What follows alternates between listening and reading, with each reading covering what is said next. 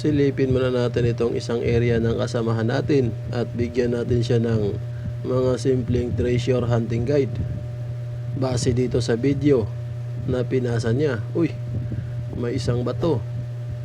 Pero hindi pa gaano kalaliman ito, halos nasa 10 pulgada pa lang yata or isang dangkal mahigit natamaan nilang bato. Ibig sabihin baon pa rin. Ay, hindi baon ng bato, may lumabas si babaw. Ayan, yung puti na yan, nakalabas ito eh. Ang malaking tanong, meron pang isa.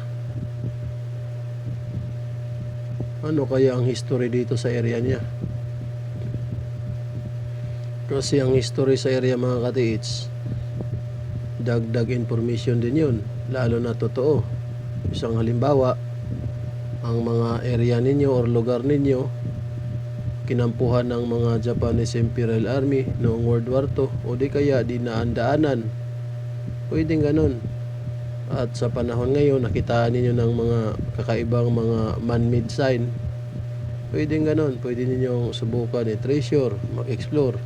Pero kung wala talaga, ay wag na, pagod-pagod lang yan, mga katiits. Balik tayo dito kay Sir. Medyo komplikado lang itong video ni Sir dahil hindi man niya binidyuhan yung paligid, puro bato lang siya eh.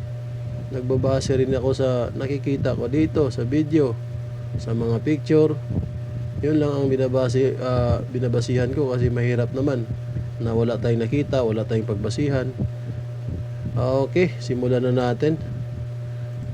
Mapapansin natin, mga katiits, dito sa batong ito, layuan natin. Ayun oh, butas yun eh. Yan butas oh, pero nakatingin sa bandang taas. Taas ba yan? Taas talaga. Tapos ang lock position ng bato naka-flat. I-post muna natin. Naka-flat siya. Ibig sabihin ang travel nito down lang talaga. Pero ang hugis niya, hugis sa bato, parang octopus sign. Ang mga octopus sign na tulad nito, ibig sabihin pag nag-dig under kayo, mabato talaga. Maraming bato silang tinakip sa hukay nila or kinalang. Pero ganun pa man, kung kukunin natin ang pwesto ng butas na ito, tingnan natin, hindi nakasintro sa ano eh, tawag niyan. Ayan yung butas oh, sa side. Tapos yung bato, ang sintro ng bato dito dumaan. Makikita natin ah.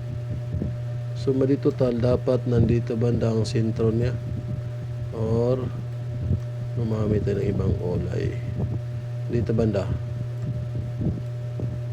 Yan, dyan banda sana. Ibig sabihin kung nandyan yung butas, sentro sa batong ito. Pero ang butas nasa bandang gilid mula sa sentro papunta dyan sa direksyon na yan. Ayan siya. Ay, lihis. Nandoon banda ang tinutukoy niyang digging spot. Medyo malayo-layo yan. Dahil ang combination meaning niya, pangalawa, mayroon pang biak. Dalawa kasi ang meaning ng biak eh. Una, ito yung bantayanan niya, mga katiits.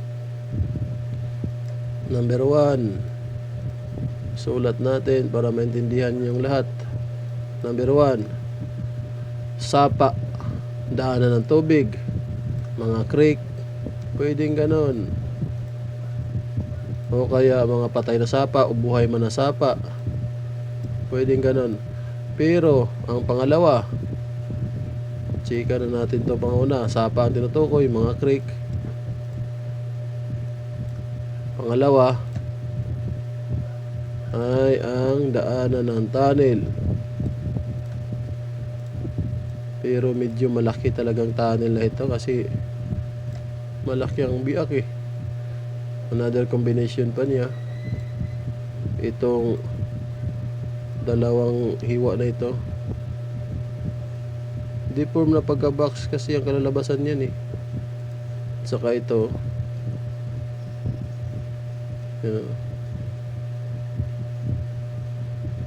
Ito, sinasabi niyang cemented treasure, another combination, underwater.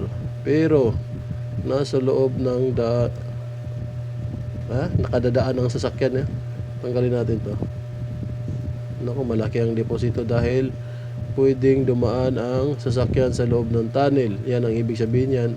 At ang deposito nasa ilalim ng tubig na nakasemento. Base dito sa hugis na yan. Ayan. Ang malaking tanong, saan banda ang entrada? Nandoon banda yan, sir. Hindi magkalayo ng mga 25 meters. Maghanap ka ng lumang punong kahoy sa area na yan. Diyan. Or mga bato. Dito banda, mga batong nasa taas or litaw na bato. Diyan banda. At dito tayo sa kabila. Medyo ang problema sa video, sir, pabalintong-balintong ang mga gulo. Libre sign reading naman sana, kaya dapat ayusin ninyo ang pagkakataon. Mamaya na magkaroon na ito ng bayad. Good luck kayo. Hindi naman lahat ng panahon libre. Nagbibigay tayo ng tulong, kaya ayusin naman ninyo. Ito naman, butas din. Sa side ang tinutukoy. May tinutukoy sa bandang gilid Ano kaya mayroon dyan sa unahan? 15 meters to 20 meters or 10 meters. Maghanap ng counter sign sa unahan. Pero may sinasabi siyang mga bitak-bitak linya ito ng tunnel Yan tunnel na may malaking deposito. Sign ng tunnel, lahat yan. Pwede. Pero pag ganitong klaseng mga engraven ng mga ganyan, mga ganyan, at saka mga ganyan, hindi maliit ang deposito sa area ni sir Kung ibase natin ito sa treasure hunting, treasure code.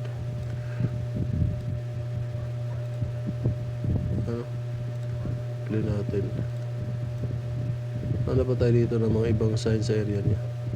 Parang putol pala ito, parang ulo ng pagong. Hindi man ang binudyohan ng ibabaw kung ano ang top view nito Patulad niyan, may nakaumbok dito, pero putol. Anong kayang hugis niyan? Ayan punta doon. At dito naman, hindi man lang nakuna nung likod dito kung flat ba, may nagbukol ba sa pinakaibabaw ng bato. Pero may pointer siyang tinuro dito sa gilid another pag ganitong klaseng mga tapyas. Mga tapyas to or tinapyas. Yan ang direksyon yan nandyan banda sa area na yan. Kasi tanggalin natin